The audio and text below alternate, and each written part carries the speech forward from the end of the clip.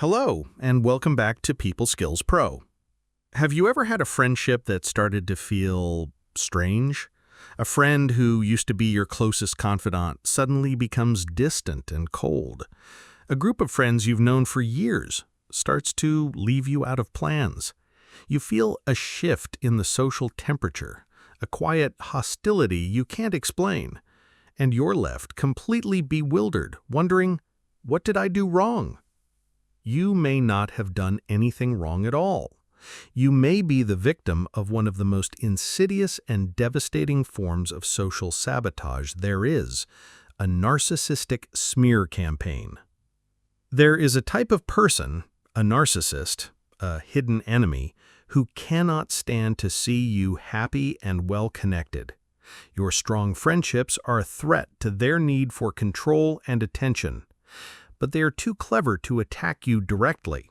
Instead, they engage in a campaign of psychological warfare designed to destroy your reputation and turn your own support system against you, all while maintaining the perfect image of a loyal, caring friend. They operate like a master propagandist, spreading misinformation and manipulating perceptions behind your back. They isolate you, and then they offer to comfort you in the very loneliness they created. Today, we are going to expose this dark art. We will do a deep dive into the narcissist's playbook for turning your friends against you. We will dissect their three-phase strategy, from the initial grooming to the final isolation. And we will give you a clear framework for how to recognize this campaign and what you can do to defend yourself. This is how you spot the puppet master before they cut all your strings. The core principle: the narcissist must control the narrative. Before we get into the tactics, we must understand the core motivation of the narcissist in a social setting. The narcissist needs to be the central hub of all information and all relationships. They cannot tolerate direct, healthy connections between other people that do not involve them. Your close friendship with someone else is a threat because it's a relationship they don't control. It's a private conversation they are not privy to. Their ultimate goal is to sever your direct lines of communication with others and reroute all information and loyalty through themselves. They want to become the indispensable center of the social universe. The smear campaign is their primary tool for achieving this. Phase 1. The charm offensive. Grooming your friends. A smear campaign does not begin with an attack. It begins with a charm offensive. The narcissist's first step is to make themselves utterly beloved and trusted by your friends. The psychology: before they can poison the well, they must first become the trusted keeper of the well. They need to establish a reputation as being incredibly supportive, kind, insightful, and loyal, especially when it comes to you. This builds the credibility they will need later to make their lies believable. What it looks like: they become your biggest public fan. In front of your friends, they will praise you constantly. "Isn't your name just the best? He's so talented and such a good person." They do thoughtful favors. They will go out of their way to do small favors for your friends, building a bank of social goodwill. They confide in your friends. They will share their own vulnerabilities with your friends to create a false sense of intimacy and trust.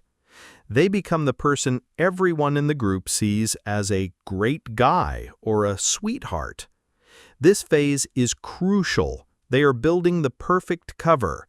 When they later start their attack, your friend's initial reaction will be, "But he's always so nice. He loves you. There must be something wrong with you for thinking he'd do something malicious."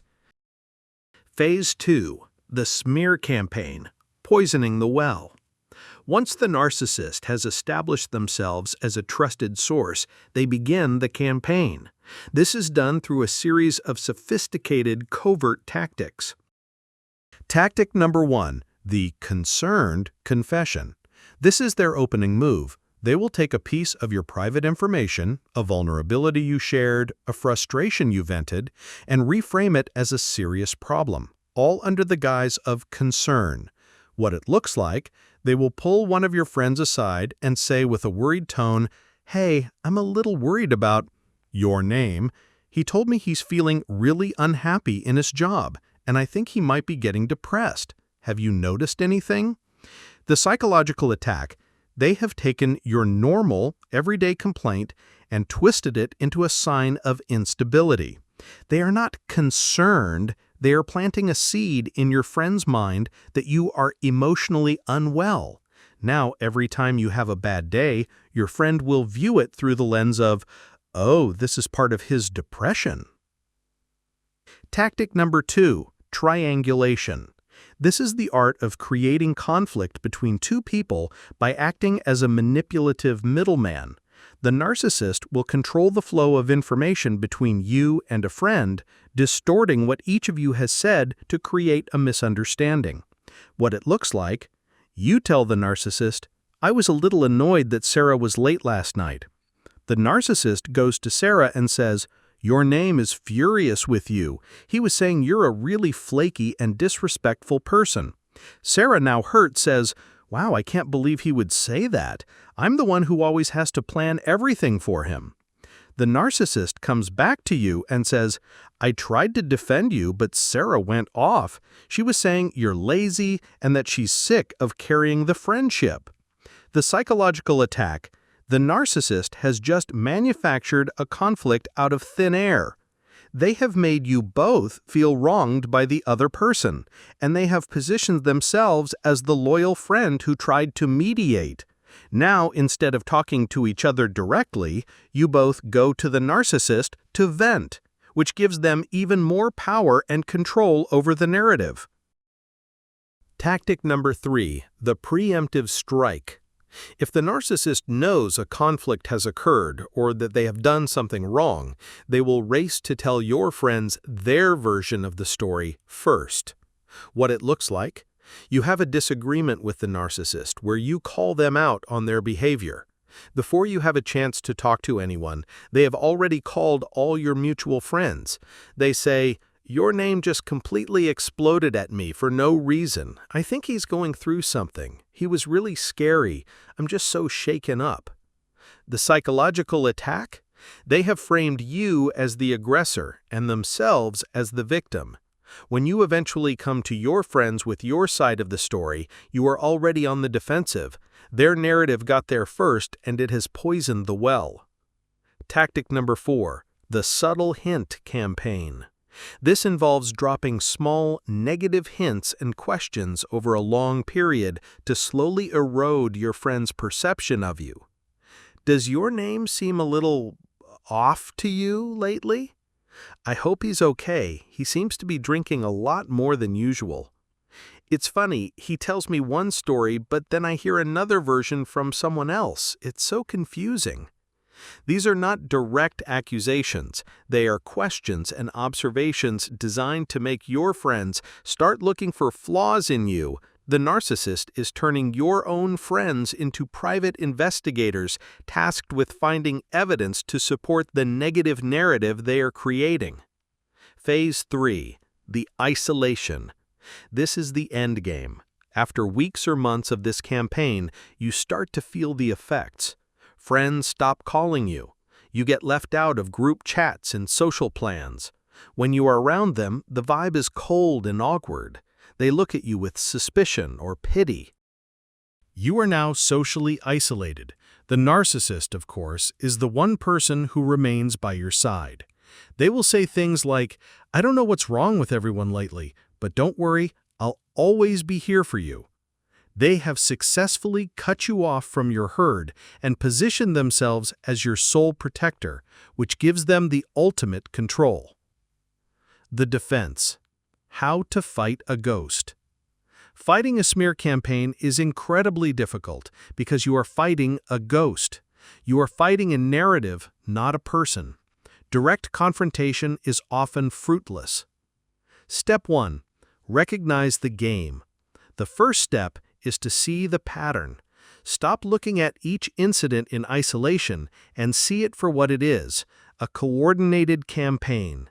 This clarity is your most important weapon. Step 2. Do not engage in their frame. Do not get into public arguments. Do not send angry group texts defending yourself. This just makes you look unstable and emotional, which plays right into their narrative. Step 3. Strengthen your direct connections. You must bypass the narcissist. Reach out to your true friends one-on-one. Do not start by bad-mouthing the narcissist. Start by reaffirming your friendship. Hey, I feel like we've been a little distant lately, and I just wanted to say that our friendship means a lot to me. Is everything okay on your end? This can sometimes be enough to get them to open up about the strange things they've been hearing. Step 4. Live with unshakable integrity. The ultimate defense against a smear campaign is to be a person of such high character that the lies eventually crumble under the weight of your actual reputation. Be reliable, be kind, be a good friend. Your consistent actions will eventually speak louder than their twisted words. Step 5. Be willing to prune. Sometimes a social circle can be too deeply poisoned. You have to accept that some friends will believe the lies. In these cases, you cannot force them to see the truth. You must have the self-respect to walk away from a group that has turned against you and focus on building a new circle with people who are more discerning and loyal. So, how does a narcissist turn your friends against you? They do it slowly, strategically, and in the shadows. They build trust, and then they betray it. They use concern as a weapon. They create conflict through triangulation, and they frame you as the problem. This is one of the most painful betrayals a person can experience. But understanding their playbook is the first step to disarming them. Your power lies in your perception. It lies in your refusal to engage in their drama, in your commitment to your own integrity, and in your courage to build relationships based on direct, honest communication. Do not let a manipulator become the author of your social life. See the game, refuse to play, and surround yourself with people who are worthy of your trust. If you found this guide helpful, please click the like button and subscribe to People Skills Pro for more practical advice on navigating the complexities of human relationships. Thank you for listening.